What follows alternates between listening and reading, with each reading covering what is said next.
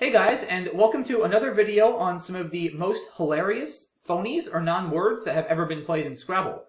Now, this video is going to be a little bit different than my past phonies videos, as I've historically focused mainly on phonies that stayed on the board. Today's video is going to feature a number of phonies that were all challenged off the board by the opponent. Now, what that means for you guys is these phonies, given they didn't stay on the board, were probably even more ridiculous than the phonies I've discussed in my other videos that stayed on the board. So with that in mind, get ready to laugh and enjoy the video. Our first couple of examples in this video will feature none other than fan favorite Matthew Tunnicliffe, who has starred in several of my other past phonies videos. Now, in this position, Matthew is playing expert player Matty Kamen, and he's down 75 points without really a legitimate way to come back. He does have a blank, but he's also got the dreaded UW combo with it, and there really just aren't a lot of places where he could potentially bingo or score a lot of points on this board. However, Matthew does what Matthew does best and tries to give his opponent a chance to mess up. And he does that by playing Cliftway from the word clift already on the board, reaching the triple word score and scoring 57 points. Now, as you may guess, Cliftway is not a word. It is complete bogus. But it puts Maddie in a little bit of a tricky spot, because from her perspective, if she challenges and somehow it's valid, then she loses her turn, and Matthew is now only down 18 points, and it's his turn once again holding the blank, so depending on what he draws in the endgame, he may be able to play out or otherwise score enough points to win. So Maddie does have to be a bit careful here. However, Cliftway is so ridiculous that it doesn't pass muster, and Maddie smartly challenges this off the board and would of course go on to win the game quite easily. So a decent effort by Matthew, but it was just a little bit too ridiculous and a good challenge by Maddie. In this next example, Matthew's playing another expert, Steve Grob, and forms the play of Disetked, D-I-S-E-T-C-E-D, as a 78-point bingo to this D in yard. Now, Matthew has actually here played a transposition of a misspelling of a valid word. So the closest valid word to this absolute nonsense that Matthew has put on the board is dissected, which is correctly spelled D-I-S-S-E-C-T-E-D. So Matthew has not only left off one of the two S's in the correct spelling of dissected, he's also swapped the order of the C and the T, thereby playing Disetked. And this very much did not pass muster with his opponent Steve. It was promptly challenged off the board. And the ironic thing here is I want to know what Steve noticed first. Did he first notice that the T and the C were backwards, or did he first notice that there was only one S and the proper spelling of dissected has two S's? Maybe he noticed both at the same time. I have no idea, but Steve, if you're watching this video, let us know in the comment section what first struck you about this ridiculous phony. In any case, all that matters is it was challenged off the board. It's worth mentioning that Matthew did have a valid bingo of deceits, which would have played as a 7 either on the 14th row here with yards, or on the end column over here with yets. I believe Matthew didn't see this, as his next turn he would have also had an opportunity to play deceits, and he didn't. So he probably didn't see it. It's worth mentioning that this game was played back in 2008, so this was well before Matthew became a top player or a North American Scrabble champion, so it's certainly quite believable that he didn't see deceits. I'm not sure whether Matthew legitimately thought dissected was spelled with only one S, or if he meant to play that as a phony, but I think we can assume for certain that Matthew didn't intend to play Disetked in this position. He intended to play Dissected, spelled D-I-S-E-C-T-E-D. In any case, that's not what he played, and it got challenged off the board. Now, in our next example here, Matthew's playing another strong player, Davies, and he's in another not-so-great position. He's down 43 points, and there, again, just aren't a lot of good scoring options on this board. So Matthew decides to once again play a phony, this time going for Virabi, V-I-R-A-B-Y, which scores 45 points. And the logic here is reasonable. It just about ties the game. It gives Matthew a small lead, but from Kurt's perspective, it may be tough to challenge, because if Kurt loses a turn here, then Matthew, especially holding a lead as strong as ES, will almost certainly be able to win in the endgame. However, this play was once again just a little bit too ridiculous, and Kurt did challenge it off the board. As Matthew notes in his commentary, it may have not been a smart gamble here to try the ridiculous phony of Virabi. If we go back to the original position, Matthew's down 43, and it's certainly true that he's not in good shape, but he does have a couple valid plays here that would give him at least a marginal chance going into the end of the game. One such option would have been to play the word easy in the top left corner of the board here, hitting the triple word score and hooking his S onto training to make straining. That would have scored 43 points, bringing the game score to an even 371 apiece.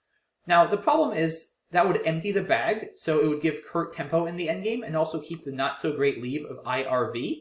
So Matthew would probably need a very good draw and for Kurt to have a pretty clunky rack to pull it out, but it's certainly possible.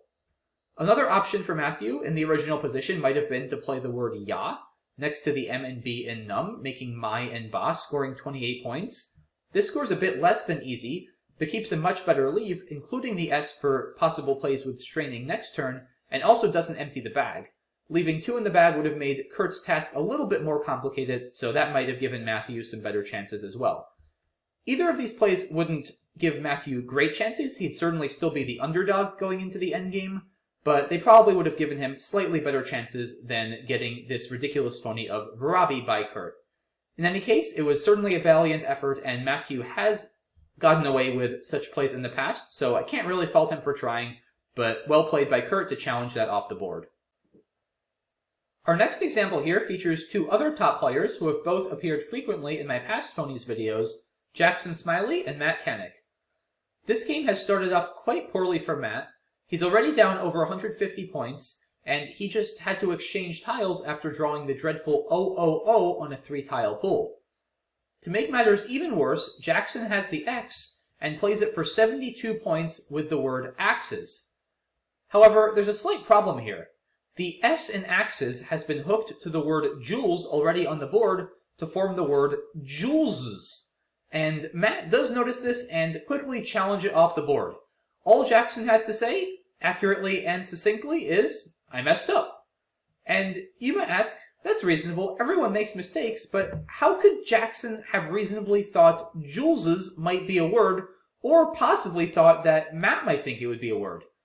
Well, what I think happened here, guys, is not that. What I'm guessing happened is that this S in tension, which was already on the board, is actually a blank, as you can see by the fact that it's displayed as a lowercase tile in the annotated game viewer. So what I think happened is Jackson was looking at this position, and the S that was on the actual game board while these two were playing in person was a blank, so it was probably a plastic tile that didn't have a point value or any symbols on it, and Jackson just probably didn't process it as existing. And he thought that he was putting an S on Jewel as opposed to Jules. So it never occurred to him he was actually playing Juleses. Now, it's still quite bizarre, because even though it didn't have anything on it, that blank tile was still occupying a space. And I've heard about many instances where somebody thought a blank was a tile other than the tile it was designated as. That's happened a few times. I've even fell victim to that before.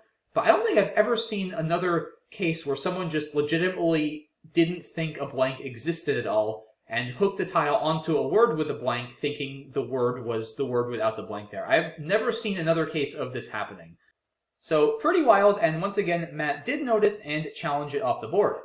Not only that, Matt actually got some revenge by playing rearless as a 77-point phony bingo on his next turn. And he uses some smart logic here, as he notes in his comment. Based on Jackson's last play, Matt knows that Jackson is still holding Axe, which will score over 50 points on his next turn. So he figures that if Jackson isn't sure of rearless, he's going to be hesitant to challenge because he can still score 50 points and retain over a 100-point lead, whereas if he challenges and somehow it's good, then it's possible Matt will block his 50-point X spot and all of a sudden Jackson's lead might start to look not so safe. So a very clever play by Matt, and Jackson, as he acknowledges here, sort of figured what Matt was doing, but just didn't have the confidence to pull the trigger. So a pretty hilarious mistake by Jackson, and well played by Matt to capitalize on it in this way. Jackson would go on to still win the game in the end. Our next and final example is probably my favorite of the video, and may even be one of my new favorites of all time. And it happened very recently, this past summer, at the Scrabble Players Championship held in Las Vegas, Nevada. It once again features Jackson Smiley, and this time his opponent is another very strong expert, Andy Wong. Here it's Andy's turn, and he's in a losing position. He's down 59 points. There's only one tile in the bag, so Andy's going to need to bingo ASAP to have any chances of winning this game. He could try fishing off a tile and trying to draw a bingo, but the problem is, there isn't much he can even fish for. He could try to play off an O and draw the word grueler down the B column if he pulls a G out of the bag. However, the problem is Jackson is going to see the threat and just block that and win the game easily. So Andy doesn't have any legitimate paths to victory here. So what he does instead is try to win by hoping Jackson messes up. And he does that by making the play of Lourerer, Lourerer, to the R in rack for a 60-point bingo. And this play just looks absolutely ridiculous. And it is ridiculous. It doesn't resemble really anything that's valid. I mean, Lour, L-O-U-R, is a word, and it is a verb. I believe it means to scowl.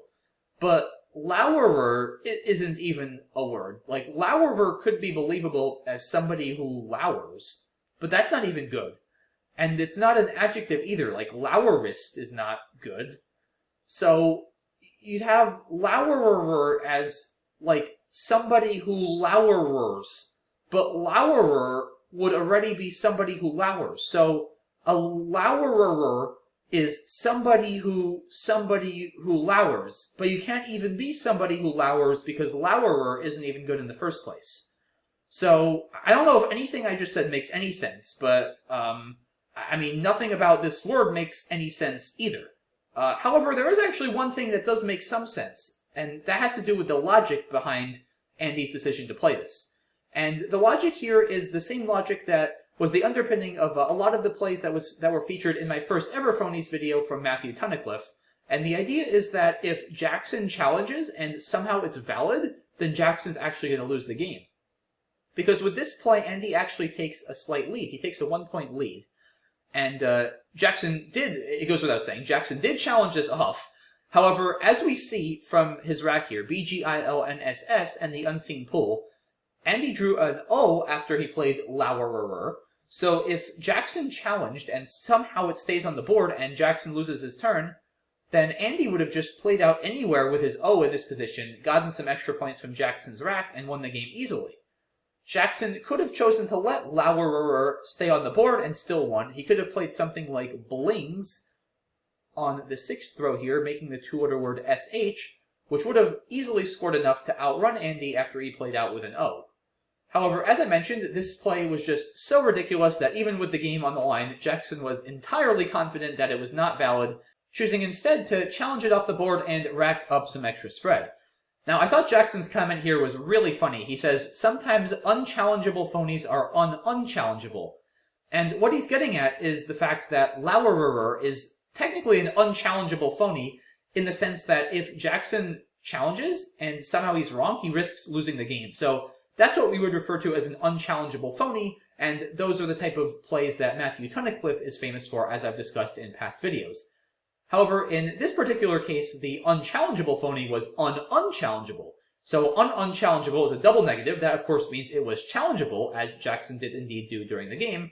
And unchallengeable is no doubt upon Lourerer having the double ER ending, whereas Jackson's quote word here, of course, unchallengeable is also a completely made-up word, has the double un at the beginning.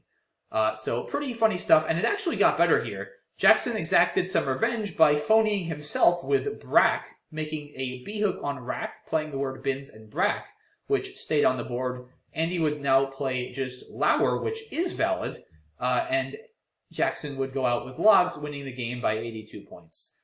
So pretty crazy stuff, and in case you're wondering why Jackson even bothered to challenge here, if he knew he could still win if it stayed on the board, the answer is spread was very important here. It's early in the Scrabble Players Championship, which is a very high-stakes tournament and has a lot of great players and it's a lot of games, so every spread point matters.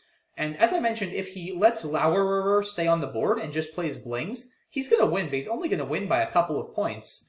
And as we saw in the end, he ended up winning by 82, so he probably saved 70 to 80 spread points by challenging off Lourerer, which is very significant, and I've seen many big tournaments, including national championships, decided by fewer than 70 spread points. So definitely the right decision here by Jackson, and an example of how this tactic of trying to play an unchallengeable phony, to use Jackson's term, doesn't always work.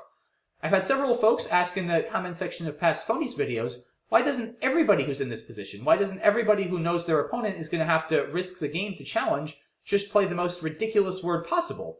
And I think this video explains why. There's a limit to every rule in Scrabble, right? If the word is ridiculous enough, then your opponent is going to risk the game to challenge because there's still spread on the line. And Lauerer apparently was enough past that line for Jackson to challenge.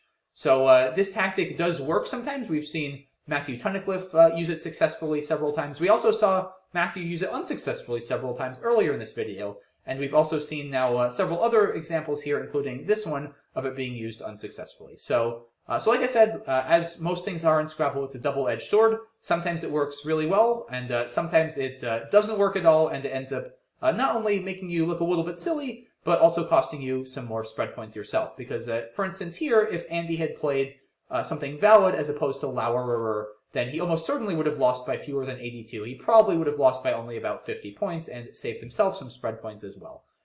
So yeah. In any case, this general principle of, trying to play these unchallengeable phonies definitely makes for great content, and it certainly was no exception here. So hope you guys got a kick out of this video. I certainly got a kick out of making it. And yeah, that's it for this one. So thanks again, guys, for watching, and I will see y'all soon for the next one. Bye-bye.